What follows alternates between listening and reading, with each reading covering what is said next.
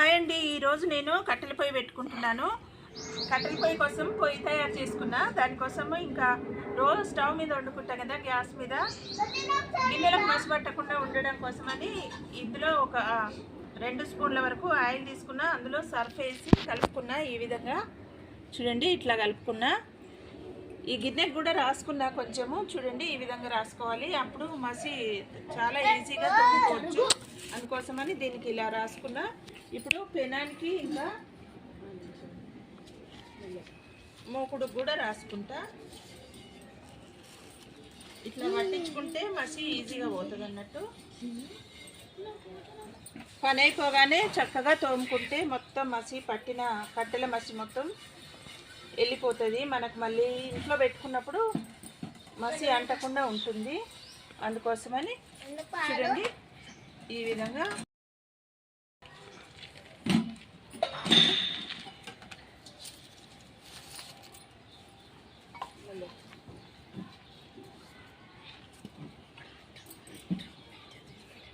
ఇప్పుడు మూకుడు కూడా ఇట్లా రాసుకోవాలన్నట్టు. మనకు మంట ఎంతవరకు పడుతుంది గిన్నెకు అని అనుకుంటామో అంతవరకు ఇట్లా రాసుకోవడం ఇదొక టిప్పు. ఇప్పుడు స్టవ్ గ్యాస్ల మీద వండుకునే వాళ్ళకి కట్టెల మీద మధ్యలో ఎప్పుడన్నా వండుకోవాల్సి వచ్చినప్పుడు ఈ విధంగా రాయడం వల్ల ఈజీగా పోతుంది. జొన్న రొట్టెలు స్టవ్ మీద కన్నా పొయ్యి మీద చాలా బాగుంటాయి అని ఇట్లా చేసుకుంటున్నాం. స్టవ్ వెలిగించడానికి పల్లికాయల పొట్టు పోసుకుంటున్నాను. ఉంచుకున్నాను. ఇప్పుడు ఇది పొయ్యిలో కొద్దిగా పోసుకున్నా. అడుగున తేమ ఉంటుంది కదా, అందుకని తర్వాత ఇట్లా కట్టెలు పెట్టుకుంటున్నా.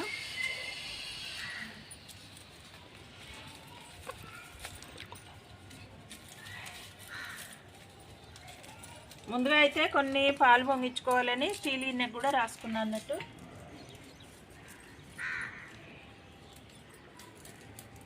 మా పిల్లలు వచ్చిర్రు. నేను చెప్పిన జొన్న రొట్టెలు స్టవ్ మీద కన్నా పొయ్యి మీద బాగుంటాయని చెప్పాను. అయితే చెయ్యి మమ్మీ, ఎట్లుంటాయో చూస్తామన్నారు. అందుకోసమని ఇట్లా పొయ్యి పెడుతున్నా. అసలు నేను పెట్టక 10-15 సంవత్సరాలు అయింది కట్టెల పొయ్యి. ఇదే ఫస్ట్ టైం. ఇంకా చాలా రోజుల తర్వాత ఇప్పుడు పెడుతున్నా. చూడండి, ఇంకా వెలిగిస్తున్నా. చూద్దాం ఎట్లా వెలుగుతో. శనక్కాయ పొట్టు త్వరగా అంటుకుంటుందని ఇది పోసుకున్నా.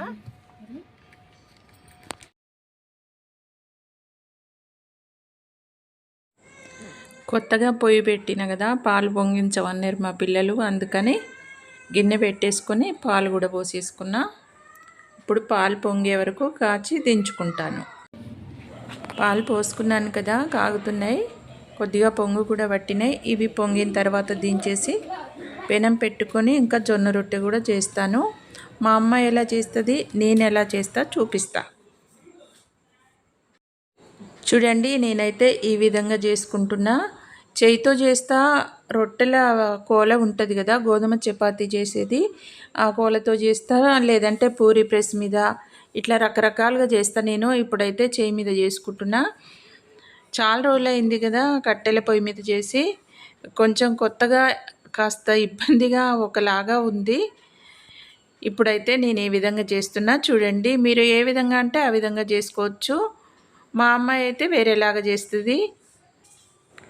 తనేలాగా చేస్తుందో కూడా చూపిస్తాను. రకరకాలుగా చేసుకోవచ్చండి. జొన్న రొట్టెని కొద్దిగా కవర్ కంటింది, దాన్ని తీసి మళ్ళీ ఈ విధంగా అతికించాను. పొడిపిండి వేసి జొన్న రొట్టె చేసినప్పుడు ఈ విధంగా వాటర్ అద్దుకోవాలి. అద్దుకోవడం వల్ల చక్కగా వస్తాయి, పొంగుతాయి కూడా. కాస్త మందంగా చేసి ఈ విధంగా అద్దుకుంటే పూరీలాగా పొంగుతాయండి రొట్టెలు. మా పిల్లలైతే కట్టెల పొయ్యి చూడటం ఫస్ట్ టైం అండి. మా అమ్మాయిలే కాదు, మా మనవలైతే చాలా హడావిడి చేస్తురు. అమ్మమ్మ ఏం చేస్తుంది, ఎట్లా చేస్తుంది అని అయితే మా పెద్ద మనోడు చాలా హడావిడి చేస్తుండు. అది చేయి ఇది చేయి అని. కట్టెలు కూడా ఆయననే తెచ్చిండు. ఇంకెప్పుడెప్పుడు కట్టెల పొయ్యి పెడతానా, ఎట్లుండుతారు, కట్టెల పొయ్యి ఎట్లుంటుంది అని చాలా ఎగ్జైట్మెంట్తో చూస్తుండు. ఇక్కడిక్కడే తిరుగుతుండండి. ఏ పని చెప్పినా గబగబా చేసేస్తుండు. ఉత్తప్పుడైతే ఏమన్నా చెప్తే చేయడు, సెల్ ఫోన్ చూస్తూ కూర్చుంటాడు. ఇప్పుడు మాత్రం మేము ఏది తెమ్మంటే అది టక టక తెచ్చిస్తుండు మాకు. చూడండి, ఈ విధంగా కవర్ మీద చేసుకోవచ్చు, లేదంటే పూరి ప్రెస్ మీద చేసుకోవచ్చు. పూలతో కూడా లాటిక్స్ చేసి జొన్న రొట్టె పొయ్యి మీద కాలినప్పుడు చాలా టేస్ట్ వస్తుంది. ఇంతకుముందు ఊళ్ళో ఉన్నప్పుడు పొయ్యి మీదనే చేసేది. ఇప్పుడు మా అమ్మాయి చేస్తుంది చూడండి.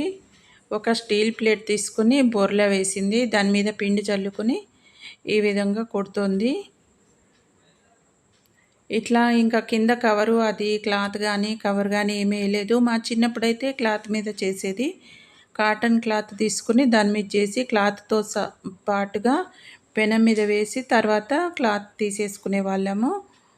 అది కూడా ఈజీగా ఉంటుంది. కానీ ఇప్పుడు ఈ కవర్ మీద కానీ ఇట్లా ఏ విధంగా చేసినా చాలా పలసగా వస్తుంది. బట్ట మీద చేసినప్పుడు పలసగా చేస్తే బట్టకు కొంచెం అంటుకుంటుంది. అందుకోసమని ఇంక ఇప్పుడు బట్ట మీద చేయట్లేదు. ఇట్లా కొట్టి కానీ లేదంటే కవర్ మీద కానీ పూరి ప్రెస్ మీద కానీ చేస్తున్నాం. ఎట్లా చేసినా కూడా కవర్తో చేస్తే చాలా పలసగా వస్తుంది. ఇట్లా చేసినా పలసగా వస్తుంది. బట్ట మీద చేసినప్పుడు కూడా పలసగా వస్తుంది కానీ బట్టకు అంటుకుంటుంది. అందుకని ఇప్పుడు బట్ట మీద చేయట్లేదు. చూడండి ఎలా చేసిందో మా బిడ్డ. చాలా బాగా చేసింది కదా, రౌండ్గా ఇంకా చాలా ఫాస్ట్గా ఇట్లా చేయి మీద తీసేస్తుంది. ఇంకా ఈజీ అంట ఇట్లా చేయడము. కింది నుంచి కూడా చల్లుకుని ఇట్లా అద్దుతుంది. నేనైతే కవర్ మీద చేస్తా అండి. తను కవర్ కూడా వేయట్లేదు, చక్కగా చేస్తుంది. ఇంతకుముందు అయితే ఆమెకు జొన్న రొట్టె తినడం కూడా రాదు, ఇప్పుడు చేయడం కూడా నేర్చుకుంది. పెళ్ళైన తర్వాత అన్నీ నేర్చుకుంటారు కదా ఆడపిల్లలు. చాలా చక్కగా నేర్చుకుంది, నాకన్నా ఎక్స్పర్ట్ అన్నట్టు. ఇప్పుడు చూడండి వాటర్ అద్దడం వల్ల ఎలా పొంగుతున్నాయో. రొట్టె చేసినప్పుడు ఎప్పుడైనా మధ్యలో ఒత్తకుండా సైడ్లే సాగదీయాలి. మధ్యలో పదే పదే ఒత్తితే గాలి అనేది బయటికి వచ్చి చపాతీ పొంగదు. గోధుమ రొట్టె చేసినా జొన్న రొట్టె చేసినా ఏ రొట్టె చేసినా సైడ్ల మటే ఒత్తిడి పడాలి. మధ్యలో ఒత్తిడి పడితే పొంగు రాదు. చక్కగా పొంగుతున్నాయండి రొట్టెలు. ఈ విధంగా చక్కగా చేసుకోవాలి. నేనైతే కొంచెం కవర్కు ఆయిల్ అద్ది పొడిపిండి వేయకుండా నీళ్ళలో చేతిని అద్దుకుని కానీ పైనుంచి కాస్త పొడిపిండి వేసి కానీ చేస్తా. ఇంత పొడిపిండి వాడను, అందుకని చాలా చక్కగా కలర్ వస్తాయి. ఇప్పుడు పొడిపిండి వాడడం వల్ల పెనం చుట్టూ కూడా అక్కడక్కడ తెల్లగా ఉంది, రొట్టెకు కూడా తెల్లగా ఉందండి. ఇట్లా కూడా బాగానే ఉంటాయి, టేస్ట్ కూడా బాగుంటాయి. కాకపోతే మనం స్టవ్ మీద చేసినప్పుడు స్టవ్ చుట్టూ గలీజ్గా ఉంటుంది. ఇంకా రొట్టెలు చేయడం అయిపోయింది. శనక్కాయలు ఉన్నాయండి ఇంట్లో, పల్లికాయలు అంటారు. మేమైతే శనక్కాయలు అనే అంటాం వీటిని, కొందరైతే పల్లికాయలు అంటారు. ఇవి కూడా స్టవ్ మీద వేయించడం ఎందుకులే అనేసి కట్టెల మీద వేయించుకుంటున్నా. వాటితో పాటుగా చూడండి లోపల మోరంగడ్డలు, మేము మోరంగడ్డలు అంటాము, వీటిని చిలగడ దుంపలని కూడా అంటారు. నిప్పుల మీద కాల్చుకుంటే చాలా టేస్ట్ ఉంటాయి, అందుకోసమని వీటిని పొయ్యిలో పెట్టాను. పల్లికాయలు వేగిపోయినాయి, ఇంకా మంట తీసేసిన. ఎక్కువ మంట పెడితే మాడిపోతాయి కదా అనేసి పక్కకు తీసి కట్టెలు అయితే చల్లార్పిన. లోపల నిప్పులు ఉన్నాయి కదా, అందులో ఇంట్లో టైంకి చిలగడ దుంపలు ఉన్నాయండి. నాకు ఇవంటే చాలా ఇష్టము. ఎప్పుడు తెచ్చుకుంటా మార్కెట్కి పోయినా, కూరగాయల మార్కెట్కి, నిప్పుల్లో వేసిన ఇవి చాలా టేస్ట్ ఉంటాయి. ఉడికిన దానికన్నా ఈ విధంగా చాలా బాగుంటాయి, అందుకని ఇట్లా కాలుస్తున్నా. ఏం చేస్తున్నావా మమ్మీ? మోరంగడ్డలు కాల్చుతున్నా చూడు. అన్న కూడా కాల్చిన పచ్చిశనక్కాయలు కాల్చుకుంటే మంటలలో వేసి కాల్చిన పచ్చిశనక్కాయలు ఆ రోజు కూడా కాల్చుకున్నాం. ఇట్లా నిప్పుల మీదనా? నిప్పుల మీద బాగుంటాయి టేస్ట్. మనం ఎప్పుడు కాల్చేయలే కదా నేను మీకు. అవును, కాలుతాయా లోపల దాకా? ఉడుకుతాయా మంచిగా? మంచిగా ఉడికి మంచి టేస్ట్ వస్తాయి. మా చిన్నప్పుడు మేము ఇట్లనే మంచిగా చేసుకొని తినేవాళ్ళం, మస్తు చేసేవాళ్ళం. ఈ శనక్కాయలు కూడా పచ్చిశనక్కాయలు వేస్తే డాడీ నిప్పులలో వేసి కాల్చినాం, చక్రం వేసి కాల్చినాము. అప్పుడు కొన్ని గడ్డలు కాల్చుకొని తిన్నా. ఇవే ఎండిన కాయలు కదా. బాగానే ఉంది. పైన కాయలు కాలుస్తున్నావు, కింద మోరంగడ్డలు కాలుస్తున్నావు. ఇట్లా నిప్పుల మీద కట్టెల పొయ్యి రెండు కాలిపోతున్నాయా? రెండు కాలుతాయి ఒకేసారి. ఇప్పుడు కట్టెల పొయ్యి వల్ల ఎన్ని లాభాలు ఉన్నాయి అనుకున్నావు. దోసకాయలు కాల్చుకొని ఇట్లనే కాల్చి పచ్చడి చేయొచ్చు. బీరకాయ చట్నీ మొన్న పొయ్యి మీద కాల్చినావు, స్టవ్ మీద కాల్చినావు కదా, అవి కూడా ఇట్లా నిప్పుల మీద నిప్పుల మీద కాల్చే చేయాలి అసలు అయితే. కానీ నిప్పులు లేవు కదా ఆ రోజు, పొయ్యి పెట్టలే కాబట్టి. ఇక మీరు అడిగిరు కదా పొయ్యి పెట్టు ఎట్లుంటుంది పొయ్యి, కట్టెల పొయ్యి చూస్తామన్నారని ఈరోజు పెట్టినా కదా.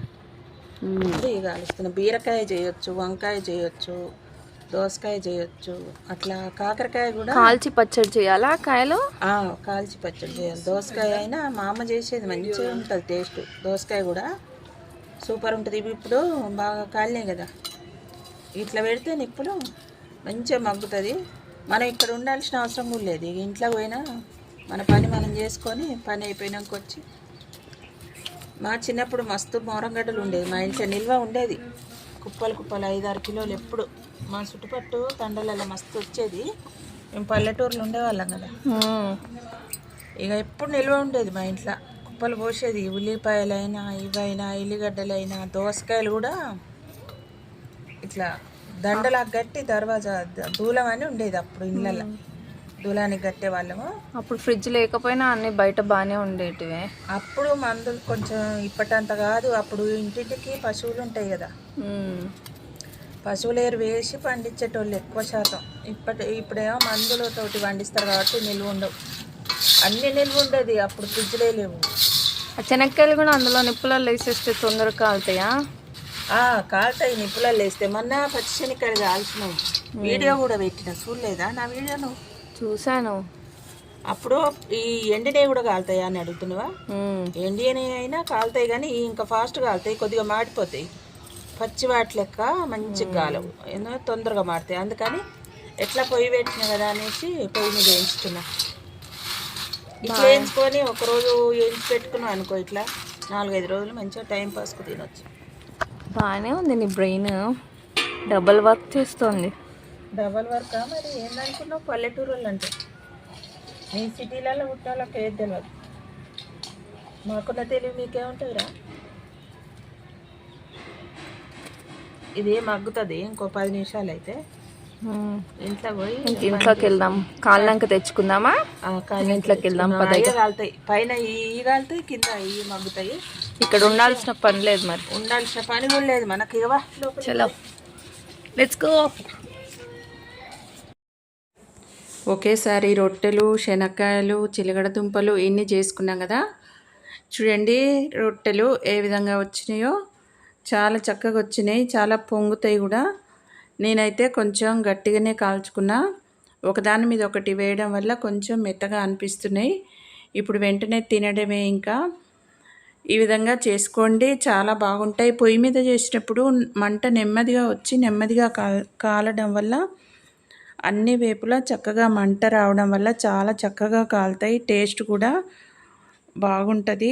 ఏవైనా పొయ్యి మీద చేసిన టేస్ట్ వేరుంటుందండి, చాలా బాగుంటాయి. ఇంకా వీటిని తినేసేయడమే. మీకు ఎలా అనిపించిందో చెప్పండి కట్టెల పొయ్యి మీద చేయడము. ఇంకా చిలగడ దుంపలు కూడా కాల్చాను కదా, అవి కూడా ఎలా ఉడికాయో చూపిస్తా. రొట్టెలు ఎలా కాలాయో చూపిస్తున్నాను చూడండి. చాలా బాగా కాలినాయి కదా. ఈ విధంగా చక్కగా కాలుతాయండి అన్ని వైపులా. పొయ్యి మీద కాలినట్టు కాకుండా ఈ విధంగా కాలిస్తే చాలా బాగా కాలుతాయి.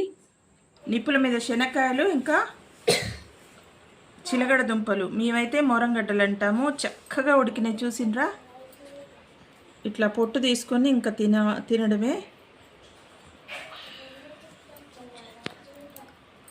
చూడండి లోపల ఎంత బాగా ఉడికిందో, ఎంత చక్కగా ఉడుకుతాయి నిప్పుల మీద, చాలా టేస్ట్ ఉంటాయి.